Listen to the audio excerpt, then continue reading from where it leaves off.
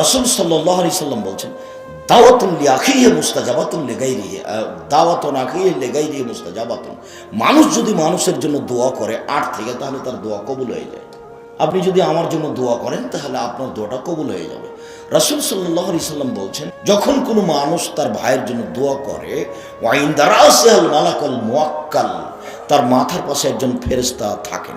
কুল্লামা দাআ লিআখিহি, যখনই তার ভাইয়ের জন্য দোয়া করে, তখন ওই ফেরেশতা বলে আমিন, আল্লাহ তুমি এটা কবুল করো। তারপর আবার ফেরেশতা বলেন ওয়ালাকা বিমিসলিন, তুমি তার জন্য যেটা বললে তোমার জন্য সেটা, তুমি তার জন্য যেটা বললে তোমার জন্য সেটা।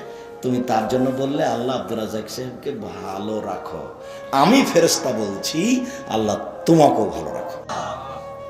তাহলে শত্রুর জন্য দোয়া করলে লাভ হবে, লস হবে না। যদি আপনার মনটা চায় না, মনটা সংকীর্ণতায় পূর্ণ হয়ে আছে।